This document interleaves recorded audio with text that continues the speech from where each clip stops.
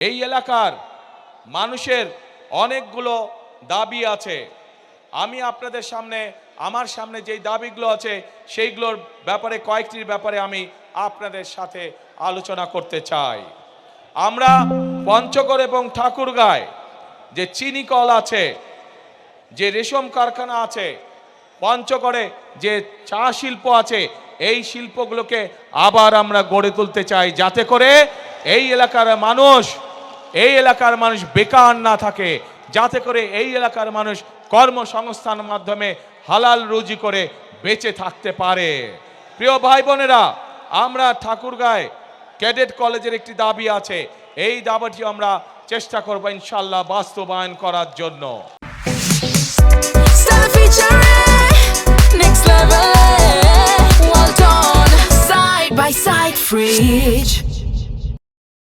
প্রিয় ভাই বোনেরা, আগেই বলেছি আমি যে স্থানীয় যে কৃষিজাত পণ্য আছে, এই পণ্যগুলো অনেক সময় কৃষক ভাইদের জন্য সমস্যা হয়ে যায়, এই পণ্যগুলোকে তারা ঠিকভাবে প্রিজার্ভ করতে পারে না। সেই জন্য এই সমগ্র এলাকায় ঠাকুরগাঁ সহ পঞ্চগড় সহ দিনাজপুর এলাকায় আমরা বিভিন্ন জায়গায় যেখানে যেখানে প্রয়োজন আমরা কৃষকদের উপযোগী করে হিমাগার তৈরি করতে চাই, যেন তারা তাদের উৎপাদিত পণ্য সঠিকভাবে সংরক্ষণ করতে সক্ষম হতে পারে। প্রিয় ভাই বোনেরা, এই এলাকায় বহু শিক্ষিত যুবক আছে যারা আইটিতে কাজ করে থাকেন। সেই জন্য আমরা এই এলাকায় কৃষিকে যেরকম জোর দিব, কৃষির সাথে সম্পর্কিত শিল্প কারখানা যেমন গড়ে তুলব, একইভাবে যারা আইটিতে কাজ করে তাদের জন্য আইটি পার্ক বা আইটি হাব আমরা গড়ে তুলতে চাই, যাতে এলাকার ছেলেরা এলাকা থেকেই তারা তাদের কর্মসংস্থানের ব্যবস্থা করতে পারে। প্রিয় ভাই বোনেরা, এখন প্রিয় ভাই বোনেরা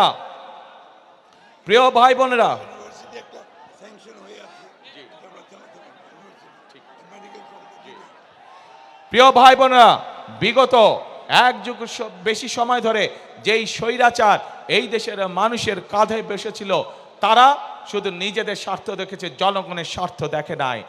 সেই জন্যই আমরা দেখেছি বাংলাদেশে, সমগ্র বাংলাদেশে কিভাবে বাংলাদেশের মানুষ, সাধারণ মানুষ চিকিৎসা থেকে বঞ্চিত হয়েছে।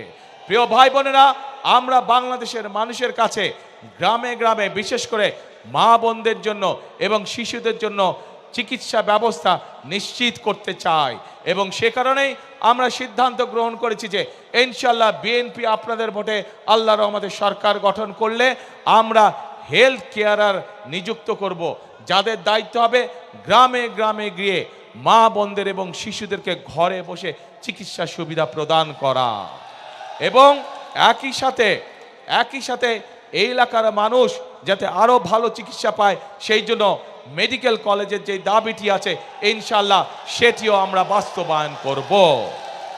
প্রিয় ভাই বোনেরা, এই এলাকার মানুষ যাতে উচ্চ শিক্ষায় শিক্ষিত হতে পারে এবং নিজেকে গড়ে তুলতে পারে, তার জন্য পাবলিক ইউনিভার্সিটির একটি বিষয় আছে, সেই বিষয়টিকে ইনশাআল্লাহ আমরা দেখব।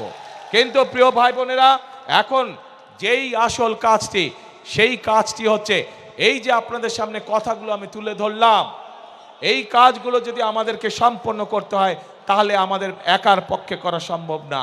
আমাদেরকে আপনাদের সহযোগিতা প্রয়োজন, আপনাদের দোয়া প্রয়োজন, আপনাদের সমর্থন প্রয়োজন, আপনাদের ভোট প্রয়োজন। প্রিয় ভাই বোনেরা, আজ আমি ঠাকুরগাঁ, দিনাজপুর, নীলফামারী সমগ্র এলাকার এই বৃহত্তর এলাকার মানুষের কাছে, ভাই বোনদের কাছে, মা বোনদের কাছে আজকে আমি এসেছি ধানের শীষের পক্ষে ভোট চাইতে। আপনারা যদি আমাদের হাতকে শক্তিশালী করেন, আপনারা যদি আমাদেরকে সমর্থন দেন, ইনশাআল্লাহ অতীতে যেমন বিএনপি সকল সময় আপনাদের পাশে ছিল, এলাকার উন্নয়নের জন্য কাজ করেছে, মানুষের দুঃখ ঘুচানোর জন্য কাজ করছে, ইনশাআল্লাহ ভবিষ্যতেও আমরা একইভাবে আপনাদের পাশে থাকব, একইভাবে এলাকার উন্নয়নের কাজ করব, একইভাবে আমরা এলাকার মানুষের দুঃখ ঘোচানোর কাজ করব। প্রিয় ভাই বোনেরা, আজ এটি নির্বাচনী জনসভা। আমি আজকে মনে করি এই নির্বাচনী জনসভায় সাধারণত আমরা কি দেখেছি, নির্বাচনী জনসভায় আমরা দেখি যে সাধারণত এক দল আরেক দলের বিপক্ষে কথা বলে থাকে। কিন্তু আজ যদি আমি অন্য কোনো দলের বিপক্ষে কথা বলে থাকি, তাহলে জনগণের কি তাতে কোনো লাভ হবে? জনগণের লাভ হবে না। জনগণের জানতে চায় যে জনগণ যে আমাদেরকে ভোট দিবে, আমরা জনগণের জন্য কি করব, এলাকার জন্য কি করব, এলাকার মানুষের জন্য আমরা কি করব।